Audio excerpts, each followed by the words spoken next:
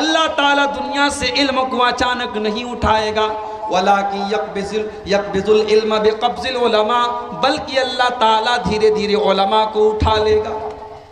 अभी तो अल्लाह का शुक्र अदा करो, अभी उलमा मौजूद हैं। ये अलग बात है कि धीरे धीरे उलमा की जगह जाहिलों को दी जा रही है, मगर अभी भी बहुत सारे उलमा मौजूद हैं। जो उलमा मौजूद है उनकी कदर करो मेरे प्यारे साथियों, क्योंकि वो ज़माना करीब आ रहा है। अल्लाह के नबी फरमाते हैं कि धीरे धीरे उलमा दुनिया से चले जाएंगे। हत्ता इज़ा लम युबक़ी आलिमन, यहाँ तक कि जब कोई आलिम नहीं बचेगा, इत्तख़ज़न्नासु रुऊसन जुहाला, लोग जाहिलों को अपना सरदार बना लेंगे, लोग जाहिलों को मुफ्ती बना लेंगे, लोग जाहिलों को माइक पर बुला करके तकरीर करवाएंगे, लोग जाहिलों से मसला पूछेंगे। फ़ज़ल्लू फ़अफ़्तऊ बिग़ैरि इल्मिन फ़ज़ल्लू वअज़ल्लू, और जाहिल जब फतवा देगा तो खुद भी गुमराह होगा और दूसरों को भी गुमराह करेगा। आलिम का काम आलिम ही कर सकता है, जाहिल को उसकी जगह मत दीजिए। 99 लोगों का उसने मर्डर किया, तौबा करना चाहता है, वो पहुंचा लेकिन आलिम के पास नहीं पहुंचा, राहिब के पास पहुंचा। राहिब किसको कहते हैं? जो बहुत नेक हो, बहुत अल्लाह वाला हो, लेकिन आलिम ना हो। वो नेक तो था, वो अल्लाह वाला तो था, वो इबादत गुजार तो था, लेकिन आलिम नहीं था। इसने कहा भाई साहब मैंने 99 लोगों का मर्डर किया है, फ़हल्ली मिन तौबा, मैं तौबा करना चाहता हूँ, क्या मेरी तौबा अल्लाह ताला क्या कबूल हो जाएगी? उसने कहा रे भाग जा यहाँ से, तू 99 लोगों का कत्ल करके आया है और तू किस मुंह से तौबा करने आया है? तेरी कोई तौबा वबा कबूल नहीं होगी, तू भाग जा यहाँ से, तू सीधे जहन्नम में जाएगा।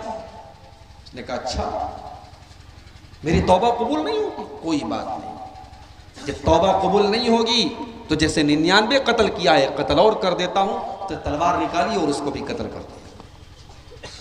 100 कत्ल कर दिए उसने। फिर एक दिन उसके दिल में एहसास आया कि यार मैं बहुत गलत काम कर रहा हूं, तौबा करना चाहता हूं। फिर पता लगाया, तौबा करना चाहता हूं, क्या करूं? किसी ने कहा फला के पास चले जाओ, वो तुमको सही मशवरा देगा, सही एडवाइस देगा। अब ये जिसके पास पहुंचा तो हदीस के अल्फाज है वो आलिम था, आलिम के पास पहुंचा और उससे जाकर के कहने लगा इन्नी कतल तो मिअत नफ्सिन, मैंने 100 लोगों का कत्ल किया है, फ़हल्ली मिन तौबा, क्या मैं तौबा कर सकता हूँ? वो आलिम था, आलिम ने सही जवाब दिया। आलिम ने कहा मन यहूलु बैनक व बैन रब्बिका, ऐ मेरे भाई अगर तू तौबा करना चाहता है तो कौन तेरे और तेरे रब के बीच में रुकावट बन सकता है? अगर तू तौबा करना चाहता है तो तौबा का दरवाज़ा तो तेरे लिए खुला है, कौन तेरे और तेरी तौबा के बीच में रुकावट बन सकता है?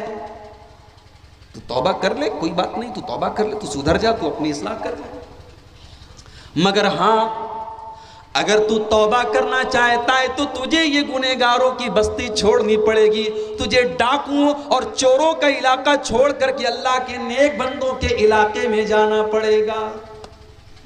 पता ये भी चला खरबूजा को देख के खरबूजे का रंग बदलता है। नकाब वाली लड़की भी जब बेनकाब लड़कियों के बीच में आती है तो वो भी बेनकाब हो जाती है। जब हराम खोरों के बीच में कोई सही आदमी आता है वो भी हराम खोर हो जाता है। इलाके का असर पड़ता है, माहौल का असर पड़ता है। इसलिए अगर अपनी इस्लाह करना चाहते हो तो अच्छे माहौल में चले जाओ, या तो माहौल की इस्लाह करो या माहौल को छोड़ के चले जाओ। उसने कहा तुम्हें तौबा करना है तो तुम्हें इस बुरे लोगों की बस्ती को छोड़ करके जाना पड़ेगा। अब हदीस के अल्फाज हैं 100 लोगों का कातिल था, डाकू था, अभी अपनी बस्ती को छोड़ करके नेक लोगों की बस्ती में जाने लगा। रास्ते में अभी आधा रास्ता उसने तय किया है कि मौत का फरिश्ता आ गया। मौत का फरिश्ता, मौत का फरिश्ता पूछ करके नहीं आता है कि थोड़ा सा आपको आधा घंटा का टाइम और दे दिया जाए। मौत तो अपने टाइम पर आती है। हो सकता है आप मोबाइल पर कोई गंदी चीज देख रहे हो, मौत आ जाए। हो सकता है शराब के नशे में मौत आ जाए।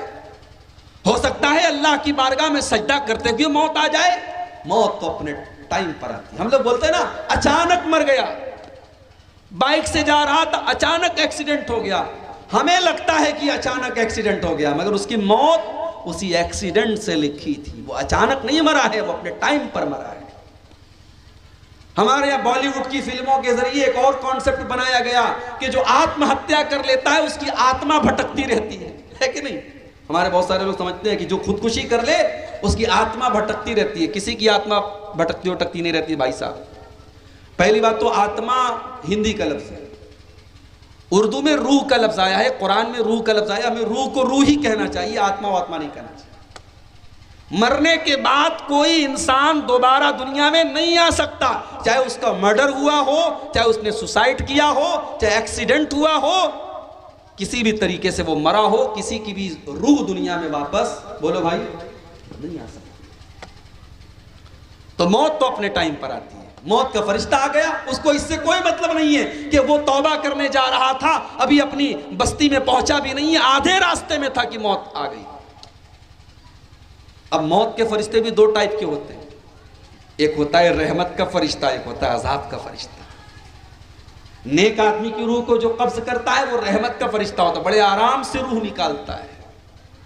और जो बुरा आदमी होता है, काफिर होता है, फासिक होता है, फाजिर होता है, उसकी रूह को कौन निकालता है? अजाब का फरिश्ता, जो बड़ी तकलीफ के साथ रूह को निकालता है। रहमत का फरिश्ता भी आ गया, अजाब का फरिश्ता भी आ गया, दोनों आपस में लड़ने लगे। रहमत का फरिश्ता कहने लगा, ये तौबा के इरादे से जा रहा था, ये तौबा कर चुका था, ये अल्लाह के नेक बंदों की बस्ती में जा रहा था, इसलिए इसकी रूह को मैं निकालूंगा, इसको मैं लेके जाऊंगा। अजाब का फरिश्ता कहने लगा, ये 100 लोगों का कातिल था, ये चोर था, ये डाकू था, इसकी रूह को मैं लेकर के जाऊंगा। दोनों आपस में लड़ने लगे। अल्लाह ने एक तीसरे फरिश्ते को इंसान की शक्ल में भेजा। अच्छा, तीसरा फरिश्ता इंसान की शक्ल में आया, ये उन दोनों फरिश्तों को पता नहीं चला। इससे पता ये चला कि फरिश्ते भी आलिमुल गैब नहीं होते हैं, फरिश्तों को उतना ही पता होता है जितना अल्लाह ने उनको बताया। अब ये तीसरा फरिश्ता इंसान की शक्ल में पहुंचा, फरिश्तों ने उसके सामने अपना मसला रखा कि हम दोनों के बीच का ये झगड़ा है, आप नेक इंसान मालूम होते हैं, आप थोड़ा सा हमारा मसला हल कर दीजिए। उसने कहा, एक काम करो, तुम तो फरिश्ते हो, तुम्हारे लिए कोई मसला नहीं है, तुम एक काम करो, रास्ते को नाप लो, ये जहां से चल करके आया था उस रास्ते को भी नाप लो, और जहां ये चल के जा रहा था उस रास्ते को भी तुम नाप लो, और ये देख लो कि ये नेक लोगों की बस्ती से ज्यादा करीब है या बुरे लोगों की बस्ती से ज्यादा करीब है। अगर ये नेक लोगों की बस्ती से करीब है तो रहमत का फरिश्ता इसको लेकर के जाएगा, और बुरे लोगों की बस्ती से करीब है तो अजाब का फरिश्ता लेकर के जाएगा। हदीस के अल्फाज हैं, जब रास्ते को नापा गया, इसको क्या बोलते हैं आपके ये जो लंबाई होती है, क्या बोलते हैं? बित्ता बोलते हैं ना? एक बित्ता, हमारे अभी बित्ता ही बोलते हैं, मैं बोलने वाला था बित्ता। इसको उर्दू में बालिश्त बोलते हैं, बालिश्त, एक पंजे की जो का जो फासला होता है, इसको अरबी में कहते हैं शिब्र। अल्लाह के नबी फरमाते हैं कि जब रास्ते को नापा गया तो उस इंसान की जो लाश थी वो नेक लोगों की बस्ती से एक बित्ता ज्यादा करीब थी। अल्लाह ने बचा लिया उसको। क्यों बचा लिया मेरे भाई?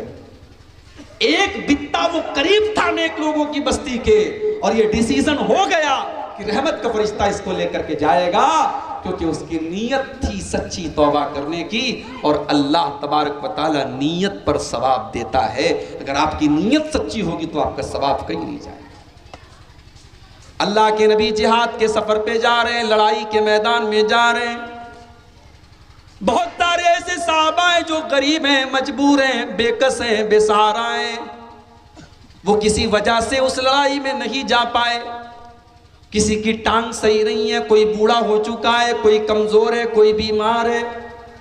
अल्लाह के नबी जब सफर पे जाते हैं, रास्ते में अपने सहाबा से कहते हैं, ओ लोगों, इन्ना क़ुवामन बिल मदीनती मा सिरतुम मसीरन औ क़तातुम वादियन इल्ला हुम माकुम। ऐ मेरे सहाबा, कुछ लोग ऐसे भी हैं जो मदीना में रहते हैं, मगर तुम जहां जहां जाते हो तुम्हारे साथ साथ वो लोग भी चलते हैं, तुम्हारे साथ साथ वो भी हर जगह जाते हैं, उनको भी तुम्हारे साथ जाने का पूरा पूरा सवाब मिलेगा, हालांकि वो लोग मदीना के अंदर हैं। साहबा ने कहा, अय अल्लाह के नबी, ऐसा कैसे हो सकता है कि वो तो मदीना के अंदर हैं और जहां जहां हम जा रहे हैं उनको पूरा पूरा सवाब मिलेगा। अल्लाह के नबी ने फरमाया, हबसहुमुल उज़्रु, वजह यह है कि वो बेचारे मजबूर थे, उनकी नीयत तो थी, उनका इरादा तो था, लेकिन वो मजबूर थे, इसलिए अल्लाह ताला उनको पूरा पूरा सवाब देगा। नीयत अगर आपकी सच्ची है तो अल्लाह सवाब देगा। ग़ज़वे तबूक का मौका याद कीजिए।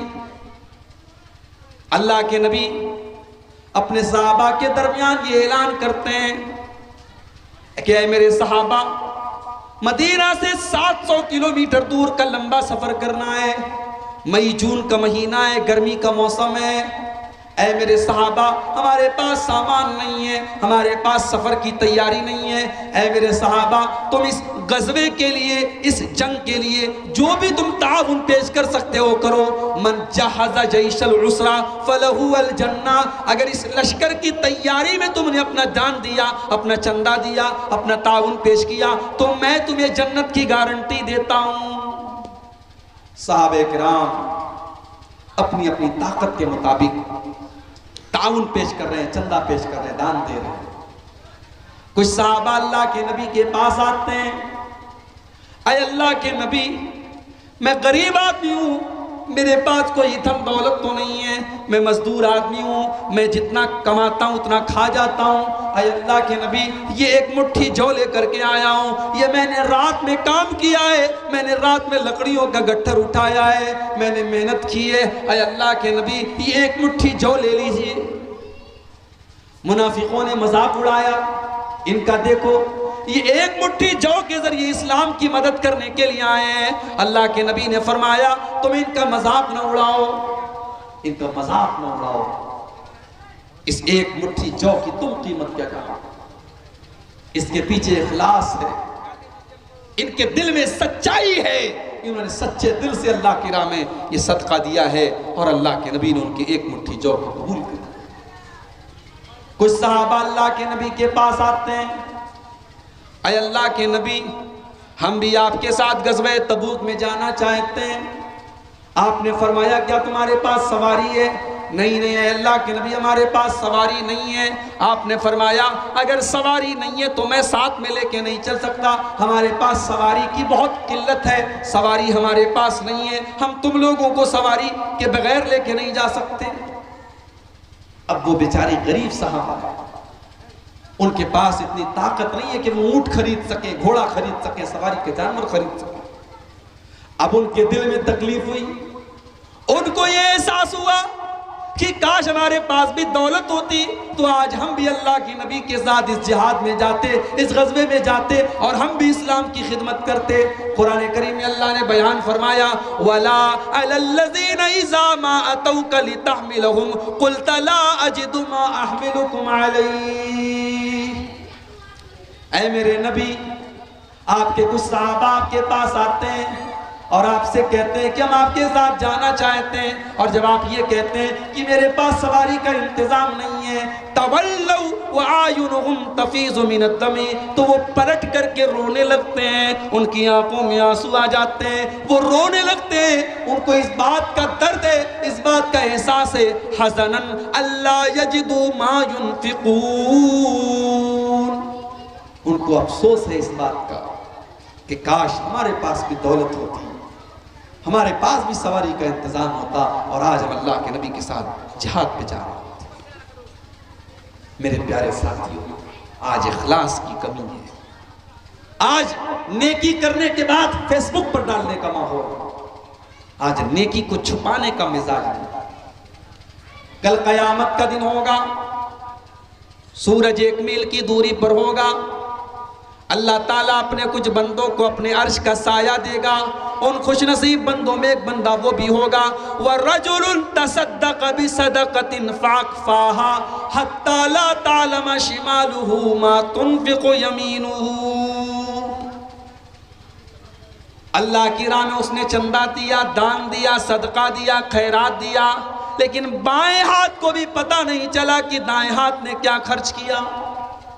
सर्दी का मौसम था, अररिया स्टेशन के पास एक गरीब आदमी बेचारा सर्दी से ठिठुरा पड़ा हुआ था। अल्लाह का एक नेक बंदा आता है और अपनी कार से उतरता है और उस गरीब इंसान को कंबल उड़ा के चला जाता है। उस गरीब को ये नहीं पता मुझे कंबल उड़ाने वाला कौन है, उस अमीर को नहीं पता मैंने कौन से गरीब को कंबल उड़ाया था। ये होती है नेकी। बाएं हाथ को भी पता नहीं कि दाहिने हाथ ने क्या खर्च किया। अल्लाह के नबी के नवासे हजरत हुसैन इब्न अली के बेटे थे, अली बिन हुसैन। अल्लाह के नबी के नवासे के बेटे थे, हमारे यहाँ इसको बोलते पर नवासा, नवासे का बेटा अली बिन हुसैन। बहुत बड़े अल्लाह के नेक बनते थे, ताबई थे। अली बिन हुसैन का इंतकाल हुआ। इंतकाल के बाद जब अली बिन हुसैन को गुस्ल दिया जाने लगा तो उनकी पीठ के ऊपर मोटे मोटे निशान पाए गए। लोग हैरत में पड़ गए कि ये तो कोई मेहनत का काम नहीं करते थे, कोई मजदूरी नहीं करते थे, इनकी पीठ के ऊपर ये मोटे मोटे निशान क्यों पड़े हैं। धीरे धीरे पूरे मदीना के अंदर ये बात फैल गई। मदीना के कुछ गरीब लोगों को ये पता चला, वो दौड़े दौड़े आए और उन्होंने कहा कि हमको पता है कि इनकी पीठ पर ये निशान क्यों पड़े हैं। कहा क्या मामला है। कहा कि हम बड़े गरीब लोग हैं, हमारे घर हर महीने रात के सन्नाटे में कोई आता था और पूरे महीने के राशन की बोरी लेकर के हमारे दरवाजे पर पहुंचा देता था। सुबह को दरवाजा खोलते थे तो महीने भर का राशन मौजूद रहता था। कोई अल्लाह का नेक बंदा अपनी पीठ के ऊपर अनाज की बोरी लाद करके हमारे घरों के दरवाजे पर पहुंचा देता था। हमें पूरी जिंदगी ये पता न चला कि वो अनाज की बोरी पहुंचाने वाला कौन था।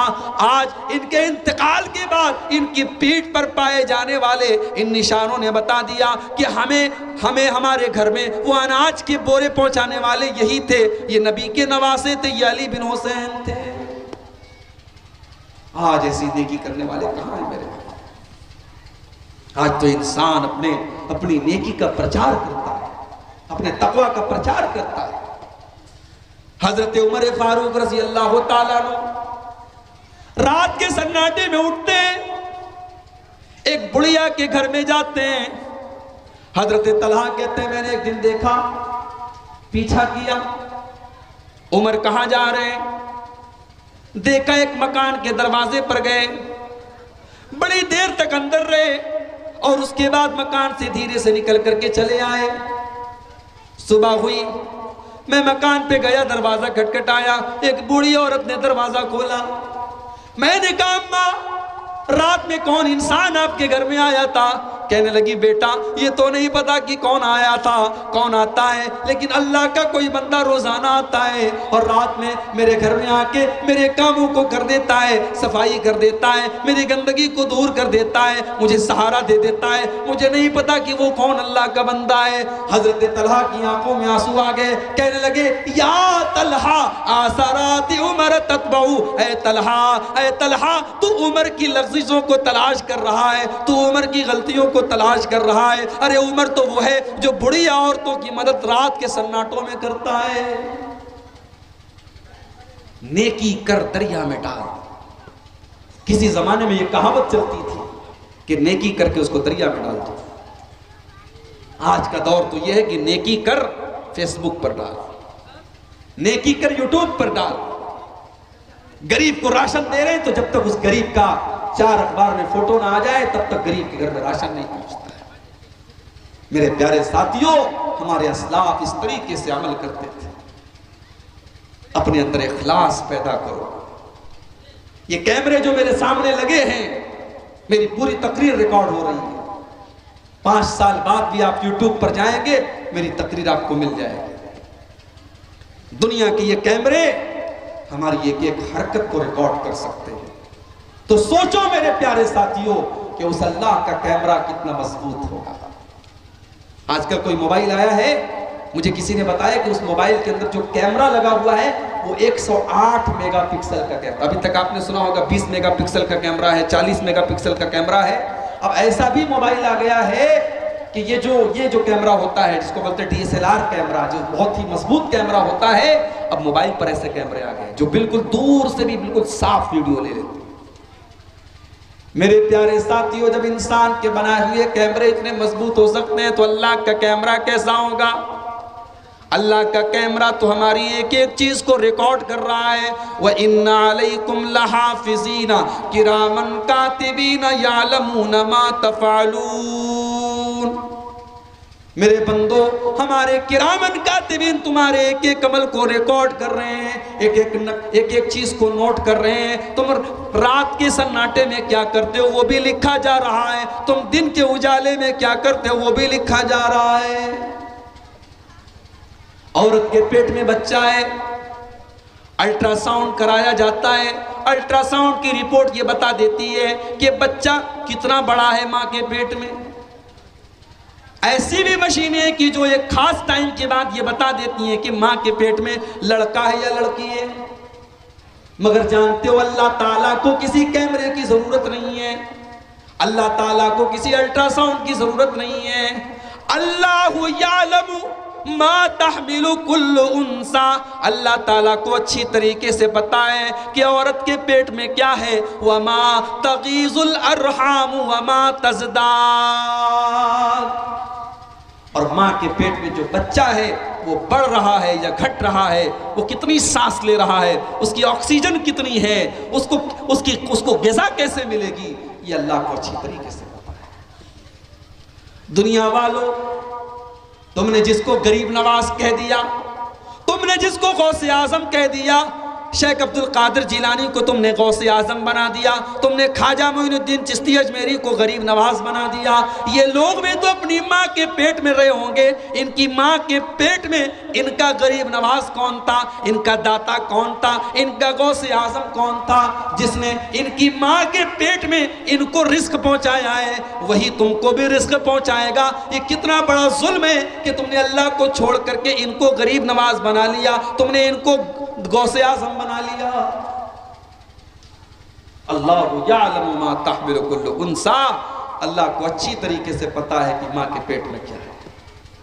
वमा तगीजुल अरहाम वमा तज़दाद, और माँ के पेट में जो बच्चा है वो घट रहा है या बढ़ रहा है, अल्लाह को अच्छी तरीके से पता है। वकुल्लु शैइन इंदहु बिमिक़दार, अल्लाह ताला को के पास हर चीज का एक अंदाजा है, हर चीज का एक टाइम मुकर्रर है। आलिमुल गैबि व शहादतिल कबीरुल मुतआल, अल्लाह ताला गैब की बातों को भी जानता है और सामने की बातों को भी जानता है। अल्लाह बहुत बड़ा है, अल्लाह बहुत बुलंद है। सवाउम मिनकुम मन असर्रल कौला व मन जहर बिही व मन हुवा मुस्तख्फिम बिल्लैलि व सारिबुम बिन्नहार। हम जोर से कोई बात कहते हैं, अल्लाह उसको भी सुन लेता है। हम चुपके से कोई बात कहते हैं, अल्लाह उसको भी सुन लेता है।